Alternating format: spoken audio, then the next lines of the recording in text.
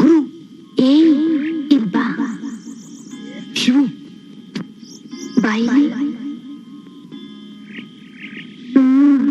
ಬಾ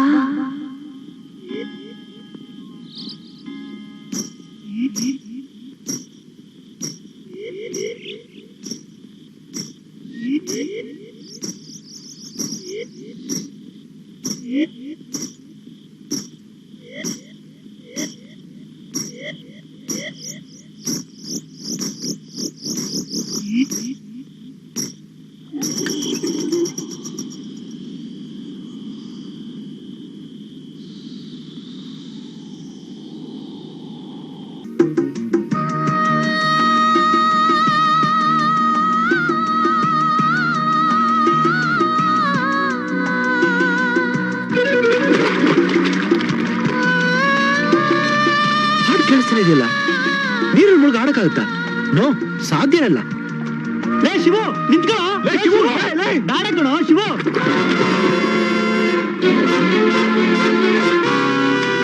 ಲೇ ಶಿವು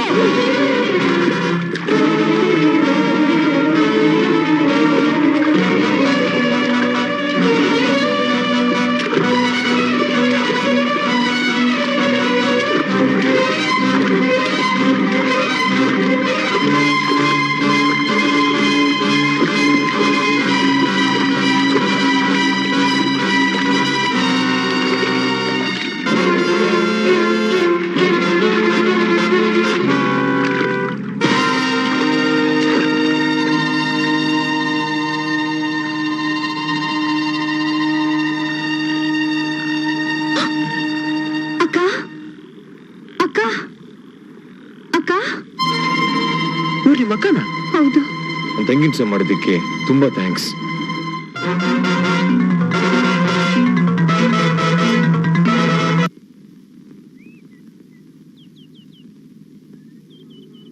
ಹಾಯ್ ದೇವಿ.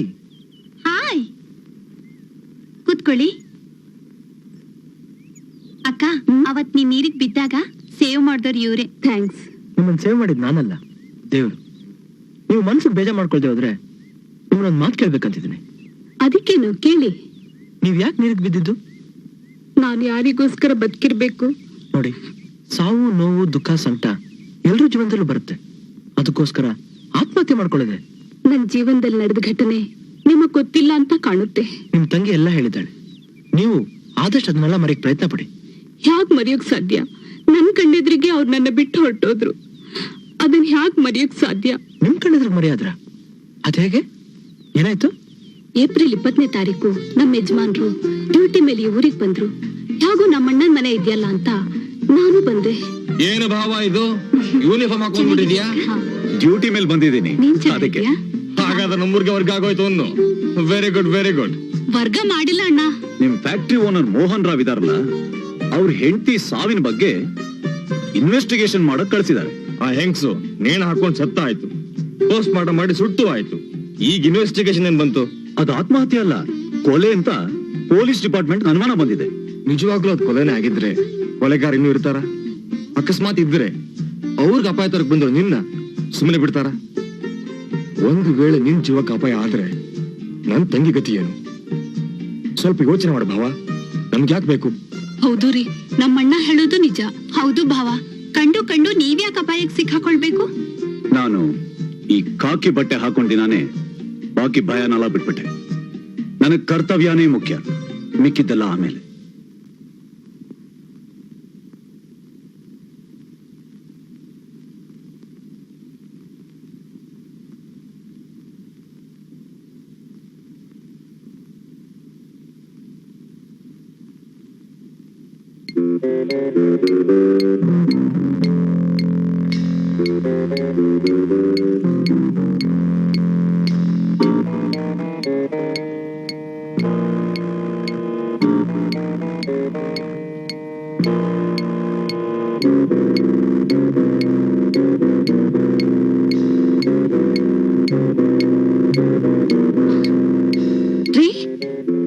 ಎಲ್ಲಿ ಹೊರಟ್ರಿ?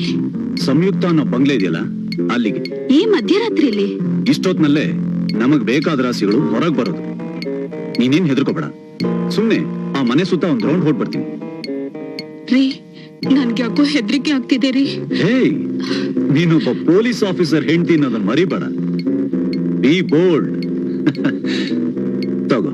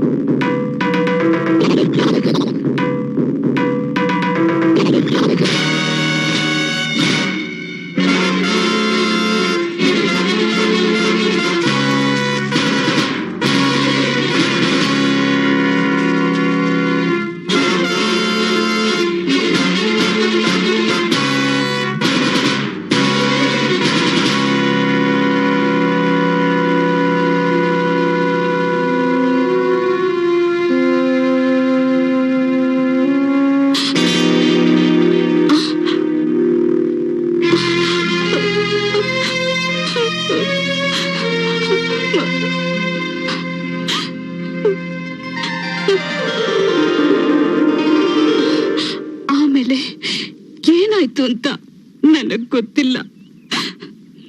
ನನಗೆ ಎಚ್ಚರ ಆದಾಗ ನಾನು ಮನೇಲಿ ಮಲಗಿದ್ದೆ.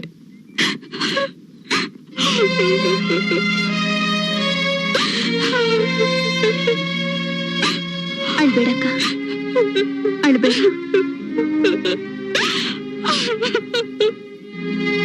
ದೇವಿ, ನಿಮ್ಮಕ್ಕ ಹೊರಟೋದ್ರು? ಆ ಅನಾಹುತದ ಬಗ್ಗೆ ಮಾತಾಡುವಾಗ್ಲೆಲ್ಲ ಹೀಗೆ ದುಃಖ ತಡಿಲಾರ್ದೆ ಎದ್ದು ಹೊರಟೋಗ್ತಾಳೆ.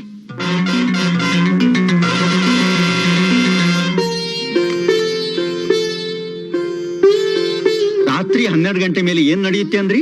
ಬಾ ಇಲ್ ಬಾ ಅಂತ ಕರ್ನಂಗಾಗುತ್ತೆ. ಮನೆ ಸುತ್ತ ಗೆಜೆ ಸತ್ ಕೇಳುತ್ತೆ.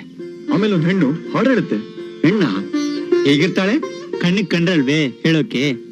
ಹಾ, ಬರೀ ದನಿ ಕೇಳುತ್ತಷ್ಟೇ. ಇವತ್ತು ರಾತ್ರಿ ನಮ್ಮಲ್ಲಿ ಬಂದಿರಿ, ಪರೀಕ್ಷೆ ಮಾಡಿ ನೋಡಿ. ಆ ಥರ ಪರೀಕ್ಷೆ ಎಲ್ಲ ಮಾಡಬಾರ್ದು. ಅದು ಮೋಹಿನಿ ದೆವ್ವ.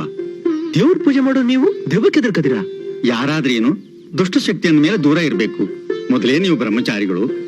ಆದಷ್ಟು ಬೇಗ ಆ ಮನೆ ಖಾಲಿ ಮಾಡಿ.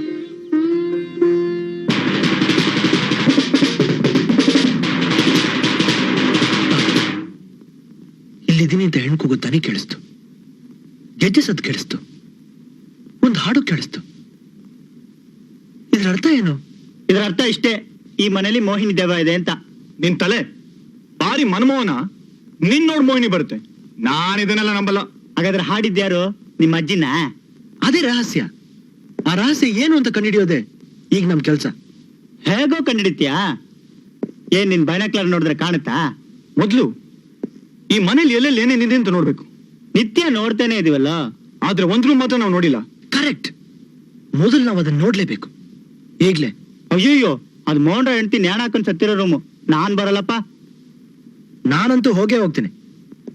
ನಾನು ನಿನ್ ಜೊತೆಗೆ ಬರ್ತೀನಿ. ಗುಡ್. ನಡೀರೋ.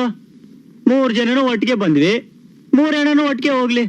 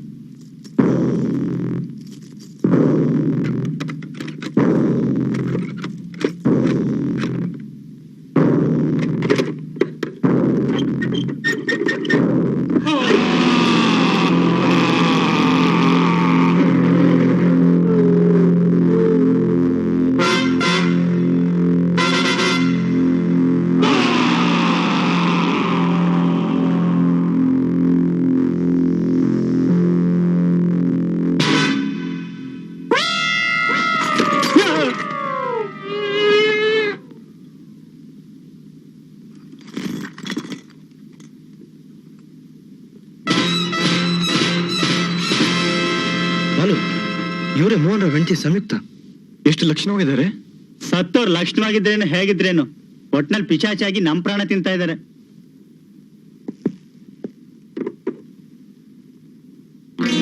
ಅಯ್ಯೋ ಕರೆಂಟ್ ಹೋಯ್ತಲ್ಲೋ. ಮಿಸ್ಟರ್ ಶಿವರಾಜ್, ಈ ರೂಮ್ ಬಾಗಿಲು ಹ್ಯಾಕ್ ತೆಗೆದ್ರಿ? ಯಾರನ್ನ ಕೇಳಿ ಒಳಗೆ ಹೋಗಿದ್ರಿ? ಏನೋ ಕ್ಯೂರಿಯಾಸಿಟಿ. ಏನ್ ಕ್ಯೂರಿಯಾಸಿಟಿ?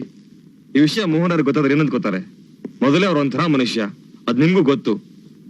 ಏನ್ ಹುಡುಕ್ ಬುದ್ಧಿನಪ್ಪ. Sorry sir. ಅದ್ ಸರಿ, ನೀವಿಷ್ಟೊತ್ತಲ್ಲಿ ಇಲ್ಲಿ? ದೇವಿ ಅವರೆಕಾಳು ಹುಳಿ ಮಾಡಿದ್ಲು, ನಿಮ್ಮನ್ನ ಜ್ಞಾಪಿಸ್ಕೊಂಡು ಕೊಟ್ಬಿಟ್ ಬಾ ಅಂದ್ಲು, ಬಂದೆ. ಹಾ ಬನ್ನಿ ಬನ್ನಿ, ಹೊರನಡೀರಿ. ಮೊದ್ಲು ರೂಮ್ ಲಾಕ್ ಮಾಡಿ. ಕಮಾನ್ ಕಮಾನ್.